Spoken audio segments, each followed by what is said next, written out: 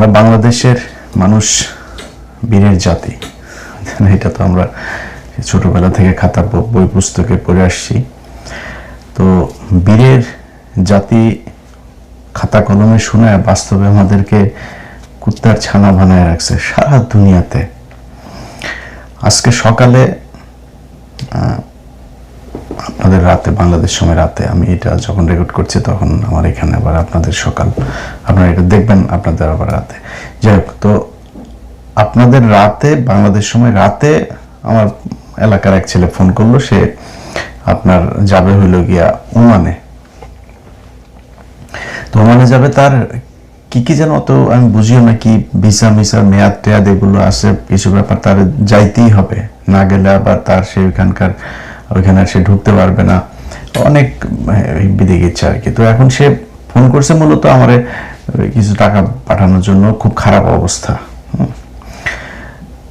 এটা মানে খুব লজ্জার বিষয় না, বিষয়টা হচ্ছে আমাদের দেশের যে মানুষগুলো মধ্যপ্রাচ্যে বিশেষ করে থাকে, সৌদি, দুবাই, কাতার, ওমান, বাহরাইন, তারপরে কুয়েত, এরপরে এইদিকে থাকে মালয়েশিয়া, সিঙ্গাপুর, এইসব দেশের যারা থাকে তারা ধরেন আমাদের মহাজনরা, আমাদের রাজ পরিবারের লোকজন যারা এক একজনের যারা ক্ষমতায় আসেন, তারা একটা ব্যবস্থা করে রাখছেন, ওখানে যাবা, গিয়া খালি টাকা পয়সা পাঠাবা, তোমার টাকা আমরা বসে বসা, এরপরে এটারই আবার পাঠাবো আমরা বিভিন্ন দেশে।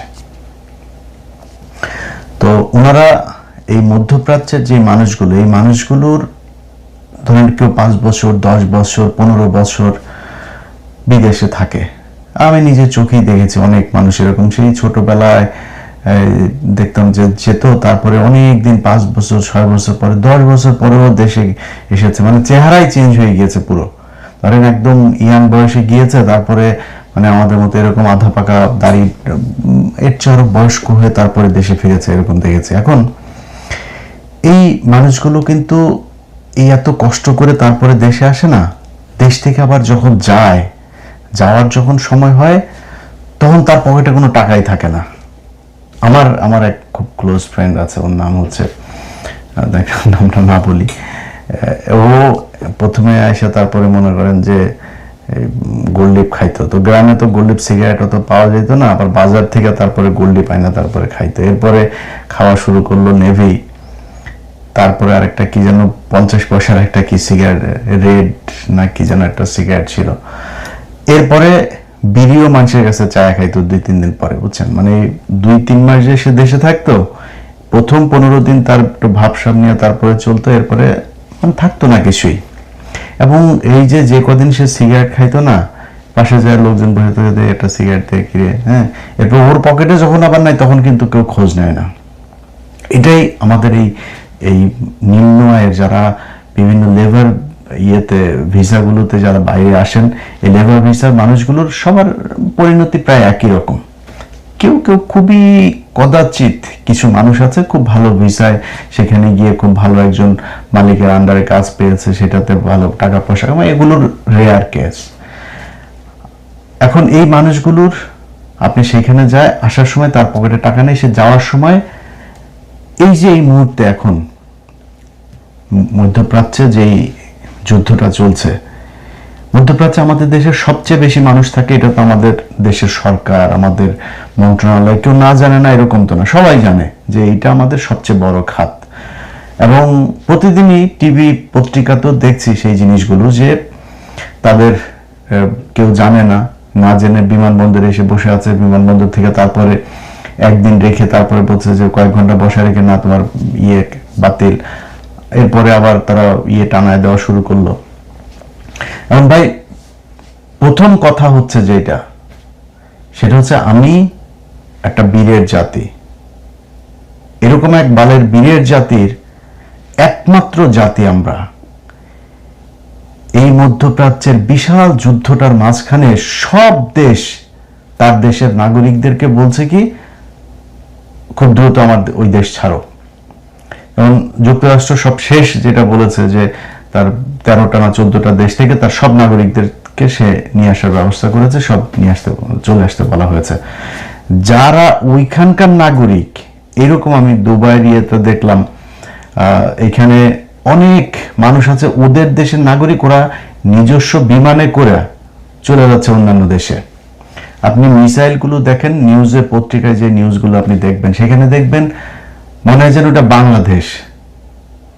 আমি বাংলাদেশের মিডিয়া না, খালি অন্য মিডিয়াতেও ওই মিসাইলের ওইখানে সেই সাউন্ড শুনছি, বাংলাদেশের মানুষ, মানে বাংলাদেশের মানুষের জীবনের কত মানে মূল্য কত কম চিন্তা করেন। সেখানে যেখানে মিসাইল পড়ছে ওইখানে বাঙালি দৌড়াচ্ছে, কথা বলছে, ফান করছে। আমাদের দেশের মানুষ ওইখানে পড়ে আছে এবং এখনো যাচ্ছে। আচ্ছা, আমার দেশের মানে যারা সরকার, মানে আমি ধরেন তারেক রহমান তো অল্প কয়দিন হলো ক্ষমতায়, আমি ওনাকে দোষ দিচ্ছি না, মানে এটা তো ইটস বিন 54 ইয়ার্স, আমি তো একদিন আর 2 দিনের ব্যাপার না। তো 54 ইয়ার্স আপনি এই একটা কিছু বের করা সম্ভব হয় নাই। আমাদের একজন প্রতিমন্ত্রী, হ্যাঁ, বিকাশ নুরু এসে তারপরে ঘোষণা দিয়েছে, বিশাল এক ঘোষণা, ওরে নোবেল প্রাইজ দেওয়া হবে সামনের বার। ও ঘোষণা দিছে এখন থেকে প্রবাসীরা মারা গেলে ফ্রি পয়সায় তারপরে নিয়ে আসা হবে। বেটা, তোর মতো বিকাশের টাকা চান্দা তোর পেটে লাথি দিলে এমন আমার বিকাশের টাকা বের হবে।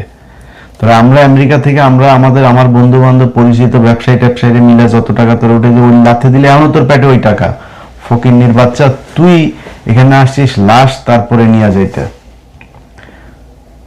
ওর এই লাশের জন্য কোন প্রবাসী কারোর কাছে বলেছে নাকি যে তারা বিদেশে যারা থাকে এরা কিন্তু ধরেন একটা ঘরের ভিতরে গিঞ্জি, একটা পরিবেশের ভেতরে অনেক মানুষজন একসাথে সেখানে থাকে, এদের সমস্যা এরা দেখভাল করার এরা এদেরটা দেখবে। তো লাশ পাঠানোর দরকার নেই, ওরা টাকা চাঁদা তুলে ওরা লাশ পাঠায়, সমস্যা নাই। ও জীবিত থাকা অবস্থায় ওরে কি করতে পারবে সেটা বল। কিচ্ছু করবে না। নুরু আসার সাথে সাথে যেটা করেছে, ওর ভাই এখন সেকেন্ড মন্ত্রী, ওর ভাই আছে একটা, সেটারে দিয়া কাতারে ব্যবসা করিয়েছে, এই বিকাশের টাকা তুইলা মানুষের কাছ থেকে টাকা নিয়েছে ধুমায়। তার আরে গত 1.5 বছরে তো কামাইছে, সে ধুমায় কামাইছে। দুবাইতে তার গাড়ি ব্যবসা আছে, কাতারে ব্যবসা আছে। এখন তার ভাই দেশে, এখন সে পায়তারা করছে হইলো ম্যান পাওয়ারের ব্যবসার একটা লাইসেন্স নেওয়ার জন্য। ওর এই মন্ত্রণালয়ের যে কদিন আছে সেই কদিন ওর মূল টার্গেটই থাকবে ও নিজের কত টাকা পয়সা কেমন দ্রুত কামাইতে হবে। কারণ ওরা তো যে কোনো সময় সেটা লাথি দিয়ে বার করে দিবে, বার করে দিলে তো ওর আসতে পারবে না। ওর জীবনে যে এই জায়গায় আসছে, মন্ত্রী বানাইছে, এটা তো ধরেন একটা বিশেষ মুহূর্তে বিএনপির কিছু করার ছিল না, বিএনপির এদেরকে নিতে হবে। ওদিকে জামাতে এনসিপি চলে গিয়েছে, আর ইসলামী শাসনতন্ত্র চলে গিয়েছে, তারপর আরো প্রায় 11টা দল, বিএনপি নেওয়া লাগবে, চুক্তিবদ্ধ হয়ে তারপরে ই করছে। ও কিন্তু নির্বাচনও জিতে নাই, ওখানে হাসান আল মামুন নির্বাচনে জিতেছে। সে হাসান আল মামুনকে সরায় তারপর ওরে দেওয়া হয়েছে। এটা হাসান আল মামুনকে আমার কথা বিশ্বাস করার দরকার নেই, হাসান আল মামুনকে জিজ্ঞেস করেন, সে সবকিছু জানে। তাকে উপর থেকে বলে দেওয়া হয়েছে যে এটা ওরে দিতে হবে, আমাদের সমস্যা। সে জিতে নাই। এখন এই যে ওনাকে এইভাবে মানে একজন আসলো মাত্র এরকম, কিন্তু এই 54 বছর ধরে আমাদের কিন্তু এই প্রবাসী ধরেন তো মন্ত্রণালয় এসে বোধহয় জিয়াউর রহমানের সময় থেকে শুরু করে এরপরে তো কন্টিনিউয়াসলি আমাদের এই মন্ত্রণালয়টা ছিল। এই মন্ত্রণালয়ের থেকে এই যে মানুষগুলো যেতে পারছে না বিমানবন্দরে, বা যে কজন মানুষ আমার বিদেশ থেকে আসে তাদের একটা তালিকা থাকা উচিত না? আপনার একটা মন্ত্রণালয়, বিশাল মন্ত্রণালয়ের কাজ কি আপনার? ওরা টেনশনে বাঁচে না, ওই দেশে আর ঢুকতে দেবে না, ভিসার মেয়াদ শেষ হয়ে যাবে। আরে বেটা, এটা ওর কাজ না, এটা সরকারের কাজ। মন্ত্রণালয়টা করা হয়েছে এই জন্য, এই প্রবাসীদের সুযোগ সুবিধা দেখার জন্য। এরা ওইখান থেকে যাবে কি না যাবে, কবে যাবে, মন্ত্রণালয় ওই দেশের মন্ত্রণালয়ের সাথে কথা বলবে যে আমার দেশে তোমার শ্রমিক এই কজন আছে, তোমার দেশে এখন যাইতে পারবে না। যেমন বিভিন্ন দেশ 1 মাস করে ভিসার মেয়াদ বাড়িয়ে দিয়েছে। তো এখন এটা কেন করা হয়নি? তারা দেশে যখন ঢুকার সাথে সাথে আমার তালিকা থাকতে হবে কোন দেশ থেকে কতজন আসলো, তার কবে ভিসা যাবে, কবে তারে কন্টিনিউয়াসলি তার একটা নাম্বার রাখতে হবে। ওই নাম্বারে তারে কন্টিনিউয়াসলি মেসেজ পাঠাইতে হবে, যে তোমার রিমাইন্ডার দিতে হবে যে তোমার এই তারিখে ভিসার মেয়াদ শেষ, তুমি বিমানের টিকিট কাটো, কবে যাবা। ভাই, ওর সব ফ্যাসিলিটিস যা দরকার এই একমাত্র এই মধ্যপ্রাচ্যের এই মানুষগুলো এই দেশটা টিকিয়ে, একদম এর বাইরে বাংলাদেশের কিচ্ছু নাই, একদম কিচ্ছু নাই। এই বাংলাদেশটা কলাপস করবে যদি নাকি মধ্যপ্রাচ্যের মানুষরা যদি সব মানে, আমরা তো আর বলতে পারবো না যাবো না, না যায় তো উপায় নেই, তাই মানুষ যায়। মধ্যপ্রাচ্যের সরকারগুলো যদি বলে আমরা বাংলাদেশের মানুষ আনবো না, না খায় মারা যাবে, এই দেশটা জাস্ট পরের দিন শ্রীলঙ্কা হয়ে যাবে। এখন আমাদের বলা হয় যে আমরা হলাম গিয়া বিশাল আকারের এক জাতির যুদ্ধ করে তারপর আমরা বিশাল বাল ফলায় ফেলছি, 71 সালের পর থেকে আমরা বীরের জাতি হয়ে গেছি। বেটা 71 সালের আগে এই দেশে আদমজি ছিল, নিউজ প্রিন্ট ছিল, কাপ্তাই ছিল, এই সংসদ ভবন, এই জাহাঙ্গীরনগর বিশ্ববিদ্যালয়, রাজশাহী বিশ্ববিদ্যালয়, ওসমানী বিশ্ববিদ্যালয়, চিটাগাং বিশ্ববিদ্যালয়, মেডিকেল, এসব এদের করা, এই কমলাপুরটা এদের করা। এই ভাই এগুলি বাদ দেন, মানে অবকাঠামোর কথা বাদ দেন, যতগুলো মিল কল কারখানা ছিল পাকিস্তান আমলে সবগুলো বন্ধ হয়ে গিয়েছে। আমরা বীরের জাতি হয়ে তারপরে স্বাধীন হয়ে কি বাল ফালাইলাম, 2টা বাল ফালাইছি আমরা।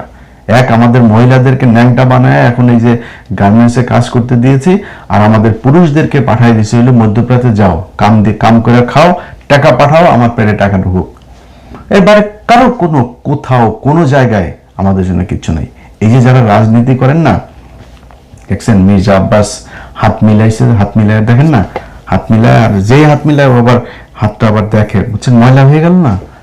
ওরা তো জীবনে যায় না ওইখানে, ওরা এই ভোটটার জন্য খালি সেই আমাদের সাথে একটু এসে হাতটা মিলায় 5 বছর পর পর, এছাড়া তো আমাদের সাথে মিলতে চায় না। যান আপনি এখন যান মিলতে, দেখেন আপনি মিলতে পারেন কিনা, পারবেন না। এইভাবে আমাদেরকে ওরা প্রজা আর ওরা হচ্ছে রাজা, এই নিয়মে গেল 54 বছর এই দেশ চলেছে। এখন আপনারা যদি বলা হয় যে ভাই করণীয় কি, করণীয় আপনার হাতে, আপনাকে করতে হবে। আপনাকে এমন মানে শাসন ব্যবস্থার সাথে যারা আছে, যারা আপনাকে ওই চাকরের মতো ব্যবহার করবে, আর আপনি ব্যবহৃত হবেন হয়ে তারপরে তারে রাজা বানাবেন, রাজা বানায় দিয়ে তারপরে আপনি ফকিনের মতো পিছে পিছে চামচামি করবেন, এটা যদি আপনি মাইন্ড সেট আপ করে রাখেন, আপনি সারা জীবন এটাই করতে হবে। এখানে আমার তো ধরেন আমার তো প্রচুর মানে বিএনপির লোকজনের সাথে আমার বিশাল খাতির। আমি এখানে এই নিউ ইয়র্কে আমার যত মানুষ আছে বেশিরভাগই বিএনপির লোকজন, জামাতের লোকজন। তো জামাত তো এখানে নামে ওইভাবে সংগঠন নাই, তো বিএনপির সংগঠনটাই আছে, যে কারণে অনেককে চেনার সাথে খুব কথা হয়। এদিন আমরা এক বাসায় গিয়েছিলাম, তো আমার সাথে ব্যাপক তর্ক, বুঝছেন, সে আমার সব বুঝাইতেছে। আমাদের বাঙালির সমস্যা হলো যে আমি যতটুকু জানি, আমি যখন একজন আমার চাইতে বেশি জানা মানুষের সাথে কথা বলি না, তখন আমি একদম মানে বলদের মতো বসে থাকি, আমি শুনি, ওনার কাছ থেকে শিখি। কিন্তু আমাদের দেশের মানুষের স্বভাব হইল জানুক আর না জানুক, ওরে ও সব জানে, এটা বুঝাইতে হবে। ও যে জানে না এইটাও জানে না। তো আমার সাথে বিশাল তর্ক, মানে বিএনপি এসেছে, বিএনপি কি, মানে নানান ধরনের কথাবার্তার বিশাল একজন ইতিহাসবিদ।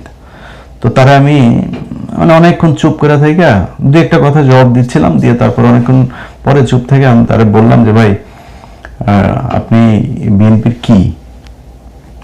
ও আমি বিএনপির কিছু না, আমি বিএনপির কিছু না, এখানকার একটা আছে, সংগঠনের সাথে আছে, যুবদলের সাথে। তো যুবদলের সাথে আছে, এখন কোনো পদ নেই, আগে তার একটা পদ ছিল। তো আমি তারে বললাম যে আপনি কি যেন সাধারণ সম্পাদক না কি এক পদ ছিল আর কি যুবদলের, যুক্তরাষ্ট্র যুবদলের। তো যাই হোক, সে ব্যক্তিকে আমি জিজ্ঞেস করলাম যে ভাই আপনি যে এই যে এতক্ষণ যে আপনি আমার সাথে এগুলো নিয়ে কথাবার্তা বললেন, তর্কটর্ক অনেক কিছু আপনার কাছ থেকে শিখলাম, আমি একটা জিনিস একটু শিখতে চাই। সেটা হলো জিয়াউর রহমান বিএম এর কত লং করছে, কততম লং করছে অফিসার ছিল। তো বিএম এটা কি, ও তখন জবাবটা দিল কি শুনেন, জবাব দিল যে উনি চিটাং লং করছে ছিল, লং কোর্সের চিটাং লং করছে। আমি যে কথাগুলো বলতেছি না, একজন আর্মি অফিসার শুনলে কিন্তু হাসবে, বুঝছেন। আমি ওনারে জিজ্ঞেস করছি জিয়াউর রহমান বিএম এ তখন ছিল না, বিএম এর কত লং কোর্সের সেটা বলার পর সে বলছে চিটাগাং লং কোর্স। এখন এটা আপনাদের বুঝাইতে গেলে মানে অনেক বুঝাইতে হবে, বিস্তর আলোচনায় যাইতে হবে। মানে আর্মির লোকজন হাসতেছে যে জিয়াউর রহমান চিটাগাং লং কোর্সের ছিল। তো আমি তারা বললাম, আপনি এই যা বললেন এই কথাটা একটু রেকর্ড করেন, রেকর্ড করে এটা নিয়ে আপনার পরিচিত কোনো আর্মি অফিসার বা কারো কাছে যা একটু জিজ্ঞেস করবেন যে ভাই আমারে এই সাংবাদিক ইলিয়াস আমার এই কোশ্চেনটা করছিল, আমি দেওয়ার পরে আমারে সে এইটা বলছে। জান আপনি এবার তো বুঝেন কত নলেজ, এই নলেজ নিয়ে তারা রাজনীতি করে। মানে যে যারে পছন্দ করে তারে ন্যাংটা হয়ে পছন্দ করতে হবে, তার ভালো যেটা ওইটাও ভালো, খারাপ যেটা ওইটাও খারাপ। আমরা কয়েকদিন আগে এই হ্যাঁ ভোট আর না ভোটের এই, আরে ভাই এখন বড় বড় কথা বলেন যে হ্যাঁ ভোট না ভোট কিছু না, জুলাই এগুলো নিয়ে কিছু করা যাবে না, জুলাই এটা করলে সংবিধানের সমস্যা হয়ে যাবে, সংবিধান তার বাপ বানাইছে।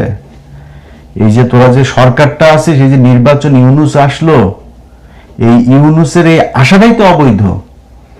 5 তারিখের পর থেকে তুই যদি নাকি সংবিধান মানতে চাস, তাহলে 5 তারিখের 2024 সালের 5 আগস্ট থেকে আজকে পর্যন্ত পুরো সময়টাই অবৈধ। এই সংবিধানের কিছুই মানা যাবে না। এটা এইভাবে যদি করা যায় তাহলে করবো। ওনারা একটু মানবে আর একটু মানবে, সেই সাকা চৌধুরীর মতো সোনাটা লাল করে দিয়ে ওনারা দেশ চালাইতে চায়। তো তারপরেও কয়দিন ধরে তারেক রহমানের কিছু কাজকর্ম ভালোই দেখছি। আশা করি তারেক রহমানরা এই জুলাই এটা নিয়ে কোনো মানুষের সাথে কোনো বিট্রে করবে না, এটা আমাদের আশা। তো যে বিষয় নিয়ে কথা বলছিলাম ভাই, আমাদের দেশের এই আমরা যারা গরিব মানুষ আছি, আমাদের সবার সমস্যা ভাই ওইটাই। আমরা হইলাম গিয়া প্রজা, ওরা হলো রাজা। এই যে ডক্টর ইউনুস ও তো ধরেন মানে আল্লাহ বাঁচায় রাখুক, সুস্থ রাখুক, কারোর এই খারাপ দোয়া না করি, কিন্তু তো মরার সময় চলে আসছে। মানে এভারেজ যদি হিসাব করি তো অলরেডি এক্সপায়ার হয়ে গেছে। তো এই যে উনি, আমরা মনে করেছিলাম ওনার টাকা আছে, খ্যাতি আছে, সম্মান আছে, সব আছে, আর কি লাগবে না। উনি এসেও একটা ম্যান পাওয়ারের বিজনেসের একটা লাইসেন্স করে গেছে, জানেন আপনারা? এই ডক্টর ইউনুসও একটা ম্যান পাওয়ারের আর অনেক কিছু করছে, জানবেন এগুলো ভবিষ্যতে। এই কাজটা সে করে গেছে। এই নুরা আসছে, বিকাশ নুরা, সেও করে যাবে। ওনার যে এমপি আছে সেও করে যাবে, মানে মন্ত্রী, ফুল মন্ত্রী যিনি আছেন তিনিও হয়তো করে যাবেন। এইভাবেই চলবে। তো আমার এই এত আলোচনা করলাম, এই আলোচনার মধ্যে সবচাইতে মানে খারাপ লেগেছে যে জিনিসটা মনে হওয়ার পরে, যে পৃথিবীর প্রতিটা মানুষকে এখন এই যুদ্ধক্ষেত্র থেকে তার দেশের সরকার নিয়ে যাচ্ছে। আর আমার দেশের মানুষ কেমনে পাঠাবে? সরকার খালি পাঠাইতে পারলেই বাঁচে। পাঠাবে, যাবি, টাকা কামাবি, পাঠাবি, আমি ওই টাকা বাইরে পাঠাবো। এটাই আমাদের দেশের সোনার বীরের জাতি। আর আমি আবার একটু বাজেভাবে বললে আপনাদের অনেকে খারাপ লাগে, যে এই কারণে বললাম না। এই বালের বীরের জাতি 71-এর পর থেকে করে পিছন দিয়ে ঢুকায় তোমাদের বীরের জাতি বানায় রাখছে। এত সুন্দর করে বলতে পারি না, তাই বলতে পারলাম না। যাই হোক, আশা করি এই দেশের মানুষ অন্তত তারা তাদের নিজের স্বার্থটা বুঝবে, কি করলে তাদের এই অধিকারগুলো তারা ফিরে পাবে, কারা তাদের অধিকার এগুলো ফেরত দেবে, সেটা নিয়ে যুদ্ধ করবে। সেটা নিয়ে তারা তাদের প্রতিটা দেশের আলাদা আলাদা সংগঠন থাকতে পারে, যে আমাদের এই সমস্যা একজন, আপনারা সবাই মিলে হোয়াটসঅ্যাপ গ্রুপ খুলবেন, আপনাদের ফেসবুক পেজ থাকবে, এক এক দেশের আলাদা আলাদা, ওই দেশের সবাই ওইখানে সবার সমস্যা ওইখানে জানাবেন। সমস্যা জানায় ওইখানে যদি না করে, একসাথে সরকারকে ওইখান থেকে নিয়মিত সংবাদ সম্মেলন করবেন।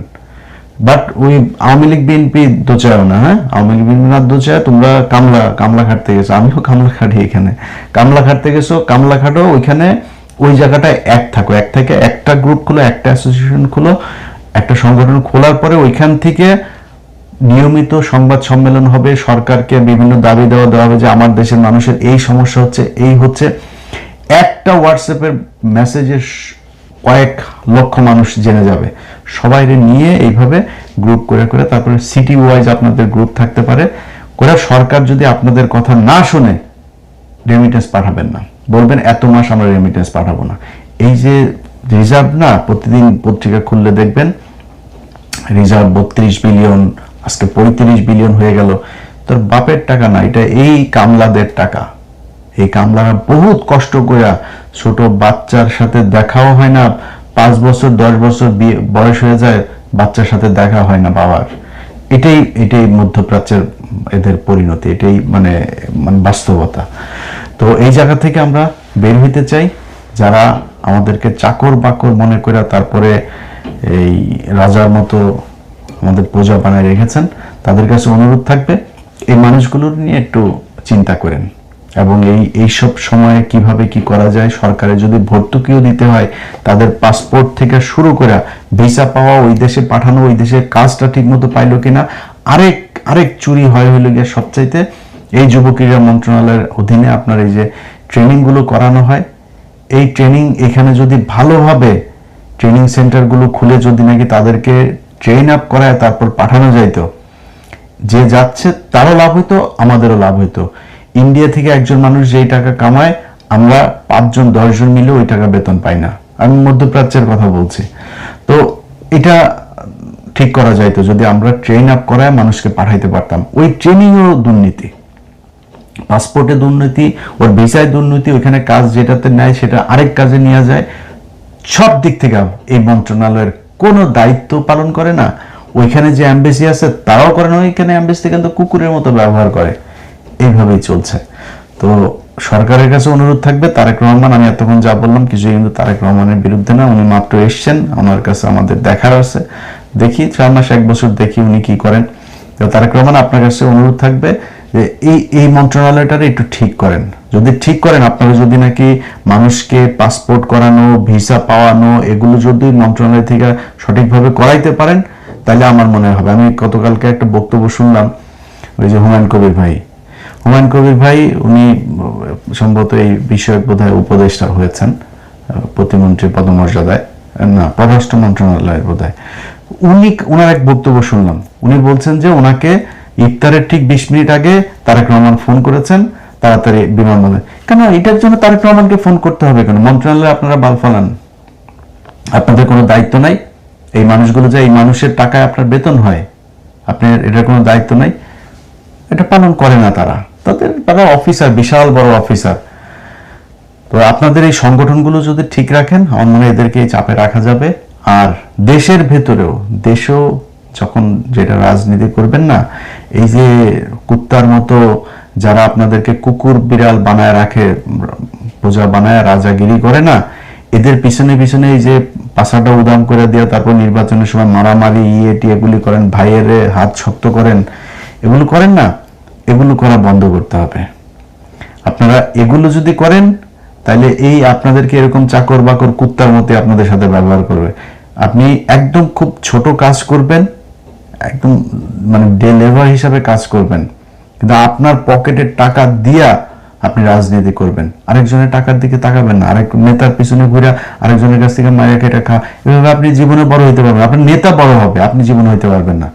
আপনি যেই নেতার জন্য বিশাল আকারে পিএনপি রীতি দেখান, ওই নেতারে বলেন যে ভাই সামনের বছর আমি কিন্তু ইচ্ছা আছে, সামনের বছর মানে 10 বছর 20 বছর পরে স্যার আমার ইচ্ছা আছে যে আমি এমপি নির্বাচন করব। ওই পরের দিন দেখবেন যে ব্রিজের নিচে আপনার বিচে কাটা লাশ পড়ে আছে। অতএব এদের কাছ থেকে বের হয়ে আসতে হবে। বের হয়ে আপনাকে নিজের বিবেকের কাছে প্রশ্ন করতে হবে যে আপনার সামাজিক অবস্থান, আপনার রাজনৈতিক অধিকার, অর্থনৈতিক অধিকার, এগুলো আপনাকে কে দিতে পারবে, কে কার মাধ্যমে হবে, সেগুলো চিন্তা করে আপনার মানুষের পিছনে দৌড়াইতে হবে। আমি কোনো দলের নাম বললাম না, হইতে পারে সেটা বিএনপি, যার পিছনে হোক, সেটা আপনি নিজের প্রশ্ন করবেন, কারা করে, কারা আপনার জন্য কাজ করতে পারে, সেটা চিন্তা করে রাজনীতি করবেন। সব ক্ষেত্রে, একটা ক্ষেত্রে না, প্রতিটা জায়গায়। আপনি সেনাবাহিনীর ওইখানে যদি যান, সেনাবাহিনীর সৈনিকরা সারাদিন কষ্ট করে, সারা বছর তারা তারা আমাদের সেনাবাহিনীর অফিসার দেন, যদি সব পেট মোটা হয়ে গেছে, সব শালাদের পেট মোটা, ওই এদের মতো আপনার পুলিশের মতো অবস্থা হয়ে গেছে। পুলিশ তো মনে করেন যে ওরা চাকরি নাই, ঘুষ খাবো এটা চিন্তা করেই ওরা চাকরিতে যায়। সব না, আবার যেগুলি থানা টানা বিভিন্ন জায়গায় থাকে, ওনাদের মোটামুটি সবারই চিন্তায় থাকে আমি ঘুষ খাবো, ঘুষ খেয়ে তারপর চাকরিটা যখন যাবে, তারপরে হজ করে তবা করে তারপর ভালো হয়ে যাবো, এত সোজা। সেনাবাহিনীর সৈনিকরা কষ্ট করে, অফিসাররা, ওনারা দেখেন আজকে এই যে ইরানের সাথে যেই যুদ্ধ হচ্ছে, দেখেন ইরান কোথায় আর ইসরায়েল এদিকে আপনার এটা কি যুক্তরাষ্ট্র, এরা দেখেন কত শক্তিশালী, তারপরেও তারা কত বছর আগে থেকে তারা এই মিসাইল টিসাইল এগুলো বানায় রেখে তাতে তারা যুদ্ধ করে যাচ্ছে।